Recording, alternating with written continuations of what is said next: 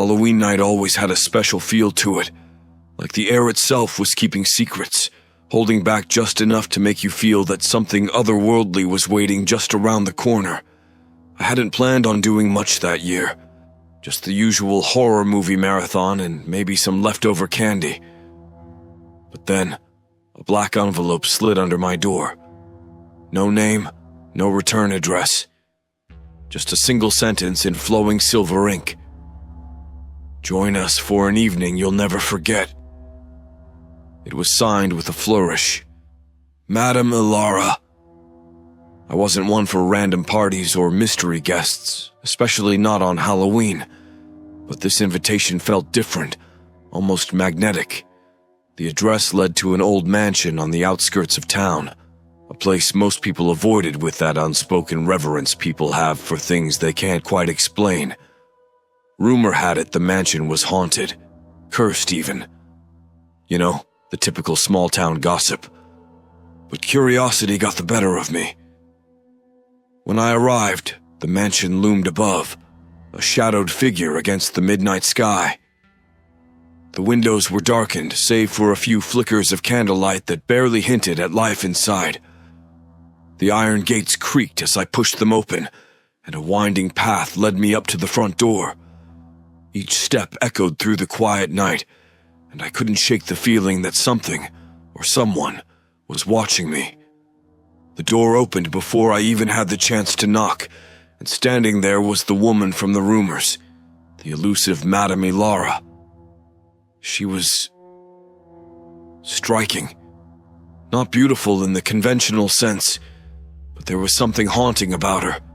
Her eyes, deep and dark as polished obsidian, seemed to draw me in, holding me captive in a way that was both exhilarating and terrifying.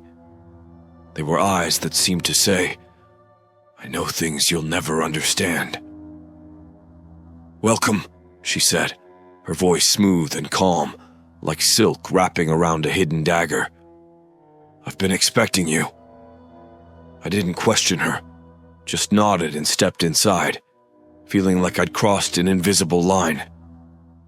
The mansion's interior was grand, the kind of place that oozed old money and even older secrets. The walls were lined with portraits, each painted with faces that seemed to follow me as I walked. Guests milled about in elaborate costumes, but all I could see was Madame Ilara, guiding me through the crowd like a spider spinning its web. She led me to a room at the far end of the hall. Unlike the other rooms, this one was dimly lit, with only a single candle casting shadows that danced and stretched along the walls.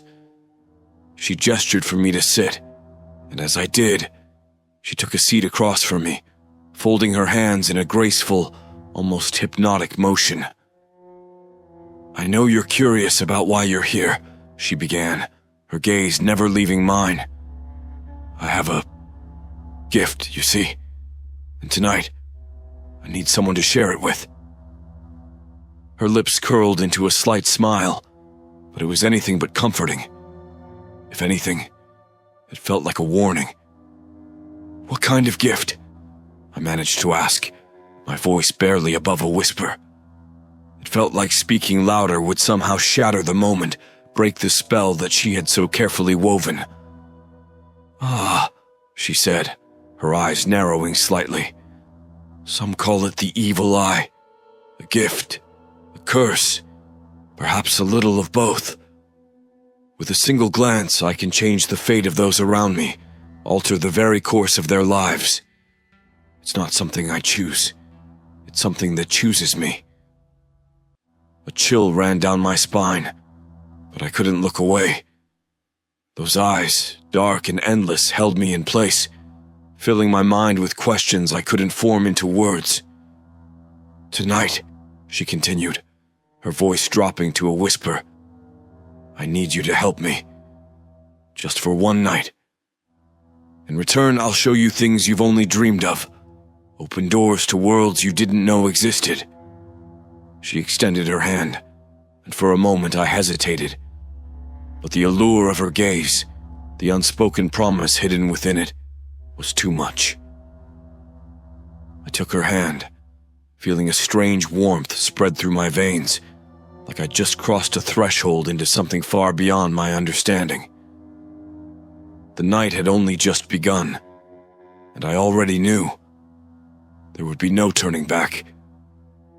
The mansion had this way of pulling you in deeper. Every corridor was shadowed, winding as if leading you somewhere hidden and secret. Madame Alara held onto my hand as she guided me, her fingers surprisingly cold but her grip unbreakable. With every step, the air felt heavier, and the murmurs of the partygoers grew distant, like echoes slipping out of reach. We turned a corner, and suddenly, we were in a part of the house that felt untouched by time. Velvet wallpaper in deep, faded burgundy lined the walls, and heavy curtains blocked out even the hint of moonlight. I glanced at her, but her eyes stayed forward, fixed on the path ahead. "You've probably heard of the evil eye," she said, her voice soft and a bit detached, like she was talking more to herself than to me. "People think it's just a symbol, a warning, a superstition. They don't understand that it's real. A glance from me and fate changes. It's not just a look, it's a binding." A shiver ran down my spine, but curiosity kept me rooted beside her. "Does it happen all the time?" I asked, trying to keep my voice steady, though the weight of her words was starting to sink in. "Only when I allow it," she murmured, glancing at me with a hint of a smirk. "Or when it's absolutely necessary." We stopped in front of an old wooden door. The wood was worn, carved with intricate symbols I didn't recognize, but that seemed to pulse with an otherworldly energy. She pushed it open, revealing a dimly lit room filled with strange relics and artifacts. On a small table surrounded by candles lay a mirror, its surface dark and almost liquid, like it was waiting to reveal something forbidden. Madame Alara stepped closer to the mirror, pulling me along with her. "Look into it," she said, her voice barely a whisper. "But don't look away until I tell you." I hesitated, but something about her tone left no room for argument. Taking a deep breath, I fixed my gaze on the dark surface. For a moment, nothing happened. Then, like ink spreading through water, an image began to form. It was of a man, laughing, with a woman beside him. They looked happy, like they were just enjoying a quiet moment together. But then, the image shifted. His smile twisted into a grimace. The woman's eyes went dark, hollow. Something unspeakable passed between them. I felt my stomach tighten, an instinctual reaction to something deeply wrong. What is this?" I stammered, unable to tear my eyes away. "Fate," she replied, her voice almost mournful. "That's what happens when I allow the eye to work. The balance tips, reality bends, and destiny follows. A single glance and their lives unravel." She sighed, a mixture of sorrow and resignation. "It's both a gift and a burden." I tried to look away, but it was as if the mirror held me in place, showing me scene after scene of lives turned upside down, relationships shattered, people left empty, futures erased. The weight of each story settled on my shoulders, a pressure I hadn't felt before. And each time, I caught a glimpse of Madame Alara in the background, her eyes piercing, her presence undeniable. Finally, she placed her hand over mine, breaking the mirror's hold. I looked away, gasping for air, my heart racing as if I'd run a mile. She watched me with an unreadable expression, something between pity and satisfaction. "You feel it now, don't you?" she asked, her tone softer, almost gentle. "The power and the responsibility." I nodded, not trusting myself to speak. There was a strange part of me, one I hadn't known existed until that moment, that felt drawn to this darkness, fascinated by the possibilities it offered. She took a step back, tilting her head as she studied me. "Tonight, I need someone to carry the burden with me, if only for a moment. I want you to understand what it is to be bound by fate, to be the hand that tilts the scales. My mind raced. Part of me wanted to leave, to run back to the safety of the mundane world. But another part, a part I couldn't deny, wanted to know more, to understand the depths of this curse. I didn't just want to see the power, I wanted to feel it, to know what it meant to hold that kind of sway over destiny. "What do I need to do?" I asked, my voice low but steady. A slow smile spread across her lips, and her eyes gleamed with an excitement I hadn't seen before. "All you need to do is follow me," she replied, extending her hand once more. "Tonight, you'll see what it truly means to wield the evil eye." We moved deeper into the mansion, the air thickening with each step, as if the walls themselves were closing in. The flickering candlelight cast strange shadows, turning even the smallest movement into something ominous. I kept close to Madame Alara, though a nagging sense of dread sat heavy in my chest. I could feel that we were crossing some invisible line, entering a space where logic held no power, where rules bent to the whims of something ancient and dark. She led me to a room at the end of a long hallway. This one was smaller, more intimate. It was sparsely furnished, with only a single armchair facing a tall, narrow window. Moonlight poured through, casting a cold glow over the chair. She gestured for me to sit, her eyes gleaming in the dim light. I lowered myself into the chair, the chill of the leather seeping through my skin. She stood before me, her gaze sharp and unyielding. There was something different about her now, an intensity that made the room feel even smaller. She took a deep breath as though preparing herself. "I haven't been completely honest with you," she began, her voice barely above a whisper. "The evil eye, it's not just a curse. It's a binding contract with something beyond this world. I was chosen, you see, long before I understood what it meant." I watched her carefully, feeling the weight of her words settle around me like a shroud. "But why? Why me? Why bring me here tonight?" I asked, the question slipping out before I could stop it. She looked away, her expression softening. "Because every wielder of the eye needs a successor, someone to share the weight of the curse. Or in my case, someone to release it." Her gaze flicked back to me, and there was something pleading in her eyes. "I've carried this burden alone for too long. Tonight I need you to help me break free." The realization hit me like a wave. She was bound to this curse, trapped in a cycle of darkness, and I was her way out. A strange blend of pity and fear stirred within me. "And if I don't?" I asked, my voice barely a whisper. Her lips pressed into a thin line, and she took a step back.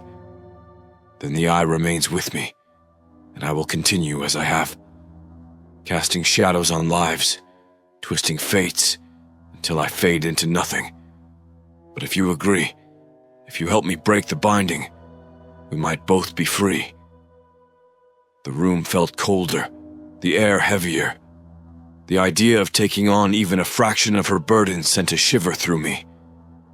But some part of me, a reckless, curious part, felt drawn to it.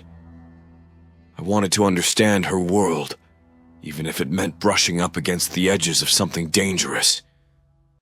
Before I could speak, a voice echoed from somewhere within the walls, soft and haunting, as though it came from the mansion itself. It called her name, over and over, like a chant. Alara seemed unfazed, but I felt the hairs on my arms rise, an instinctive reaction to something otherworldly. "The eye demands sacrifice," she said, her voice low.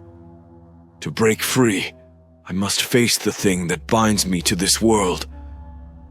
But I need someone to witness it, to share the weight of what it truly means to carry the evil eye. I felt a strange pull, something deep inside me urging me to agree.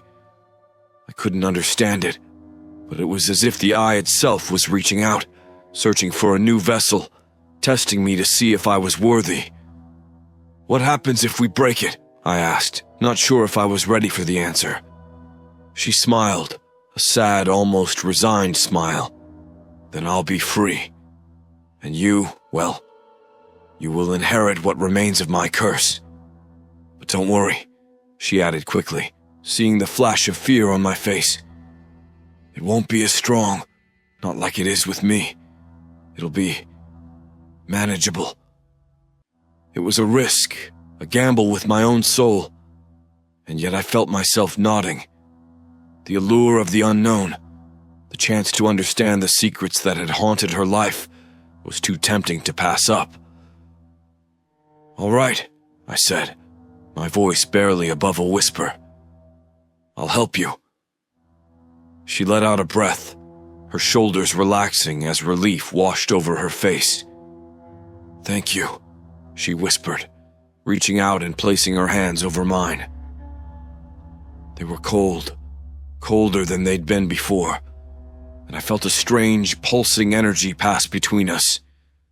The shadows in the room seemed to shift, thickening, closing in around us as though we'd called them forth.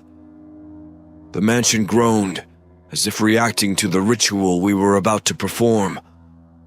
With a final steadying breath, she nodded, and together we prepared to face the darkness that bound her, and perhaps the darkness that would soon bind me. Madame Alara led me down a narrow staircase that wound deeper into the mansion, each step creaking beneath our weight. The air grew colder, carrying the scent of damp stone and something metallic, like blood or old rust. Shadows seemed to thicken, pressing close, as if the house itself was watching, waiting.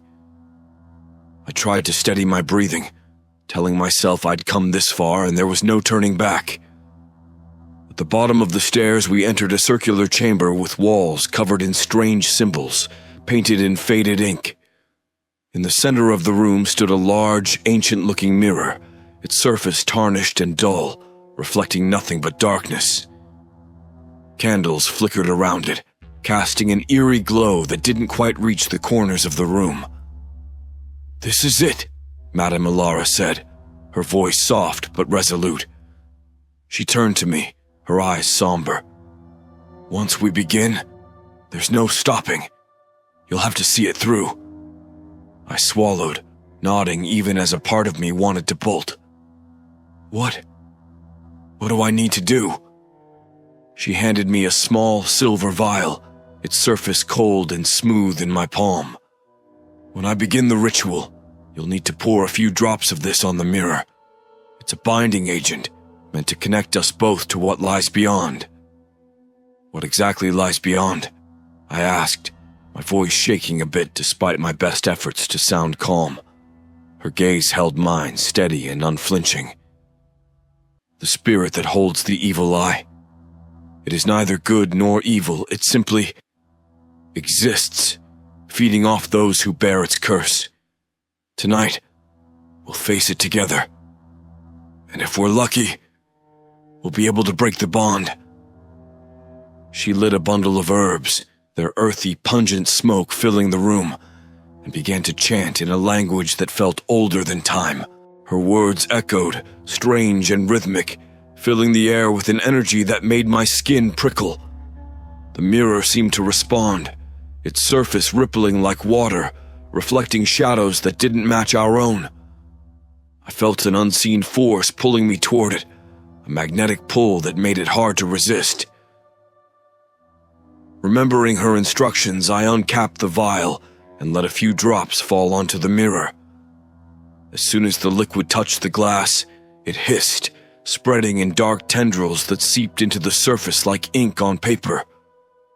The room shifted, the walls seeming to close in around us, and the mirror darkened, becoming a void that swallowed all light. In that void, a figure began to form, shadowy, indistinct, but with eyes that glowed with an unnatural, unsettling intensity.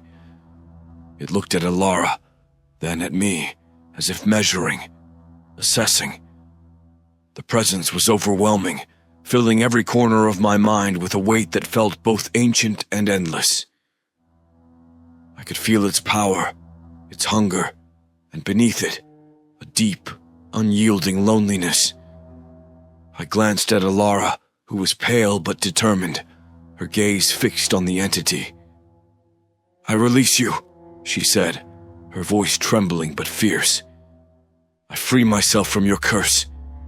Find another bearer, or fade into the void." The entity's eyes flared, its gaze intense and searching. I felt it shift, its focus moving to me, assessing my soul with a cold, calculating stare. I wanted to look away, but my body wouldn't listen. I was frozen, held in place by its gaze. I could feel it probing my mind, sifting through my fears, my doubts, my desires. Images flashed before me, moments from my past, people I'd loved and lost, choices I'd regretted. It showed me glimpses of futures that twisted in strange, impossible ways, tempting and terrifying all at once. The power was intoxicating, a strange allure that whispered promises of control, of knowledge beyond my wildest dreams. But then I remembered Alara, standing beside me, steady and resolute, and the reason we were here. I forced myself to focus, to ground myself in the present, rejecting the lure of the entity's power. With a final furious glare, the entity's form began to waver, its shape distorting like smoke in the wind. Alara and I stood together, our hands clasped, holding fast as the shadows swirled and the presence faded, drawn back into the void from which it came. The mirror surface shimmered, then stilled, returning to its tarnished, dull reflection. The silence that followed was thick and absolute. I felt drained, like every ounce of energy had been siphoned from my body, but a strange lightness filled me too. Alara took a shuddering breath, and for the first time I saw relief in her eyes. "It's over," she whispered, her voice a mixture of disbelief and gratitude. "The eye is gone." I nodded, too exhausted to speak, but a strange satisfaction settled in my chest. I had faced the darkness, seen its depths, and walked away. Yet, even as we turned to leave, I couldn't shake the feeling that a part of it had stayed with me. The shadows, the whispers. They lingered, faint but persistent, like a reminder of the night's events. As we climbed the stairs, I couldn't help but wonder, had we truly banished the evil eye? Or had its mark, faint and barely perceptible, been passed on to me? The answer, I knew, would reveal itself in time. The night air was cool as we stepped outside, the silence a sharp contrast to the oppressive atmosphere within the mansion. A faint mist curled around the edges of the property, almost as if the house was reluctant to let us go. I looked back at the towering structure, its windows dark and empty, and felt a strange finality settle in my chest. Whatever curse had held Madame Alara, and perhaps myself, seemed to lift, leaving the mansion shrouded in an almost peaceful quiet. Alara stood beside me, her face illuminated by the soft glow of the moon. She looked lighter somehow, as though a weight she'd carried her entire life had finally been lifted. There was no trace of the intense, calculating gaze that had first greeted me. Instead, her eyes held a gentleness, a quiet relief. "It feels strange, doesn't it?" she murmured, half to herself. "To be free after all these years." She let out a soft, almost disbelieving laugh, the sound foreign but pleasant. I nodded, feeling the weight of everything that had happened settling into a strange calm within me. "I still don't know why you chose me," I admitted, glancing at her. "Of all the people who must have crossed your path." She smiled, the expression genuine and warm in a way I hadn't seen before. "Perhaps because I saw a little of myself in you. That curiosity, that willingness to step into the unknown, even when you know it might change you. Or maybe," she said, her gaze drifting to the mist, "it was simply fate." We stood there in silence, the mansion looming behind us like a sleeping beast, and for a moment, everything felt still. Yet despite the calm, I couldn't shake the feeling that the night had left its mark on me, a faint echo of the power I'd felt in the mirror's depths. It was subtle, barely there, like a shadow in the corner of my mind. Alara must have sensed it too, because she turned to me with a thoughtful look. "The eye leaves traces," she said, her tone cautious but kind. "Even when the curse is lifted, sometimes it doesn't fully let go. You may feel its presence now and then, a shadow at the edge of your thoughts, a whisper in a quiet room." Her words lingered, and I felt a shiver pass through me, a mixture of fear and intrigue. "So, it's not really over, is it?" I asked, a faint smile creeping onto my lips. There was something oddly comforting in the mystery, as if I'd been given a glimpse into a world most people never saw. "No," she said, her voice calm and certain.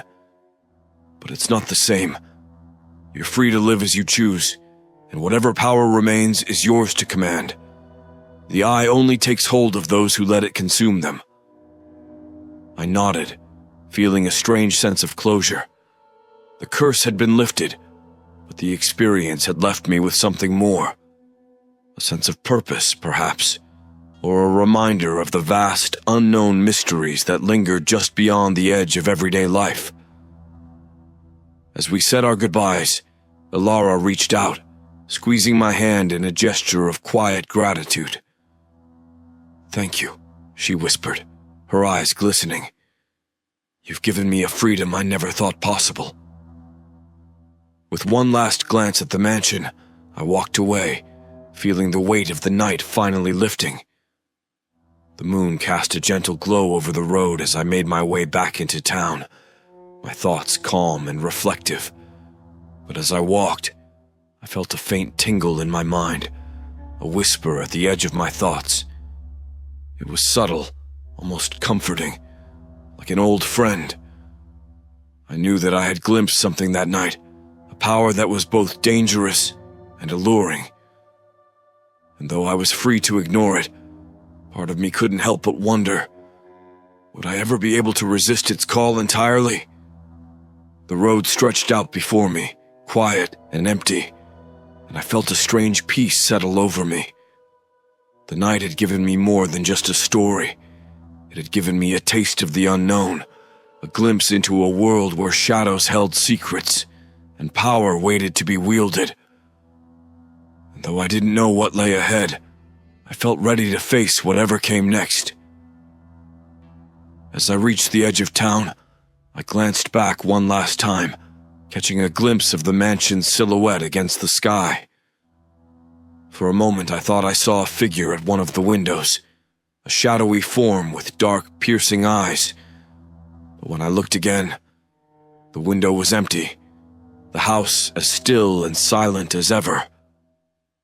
With a final breath, I turned back toward the road and walked into the night, feeling the faint echo of the eye's power pulsing quietly, waiting patiently in the corners of my mind.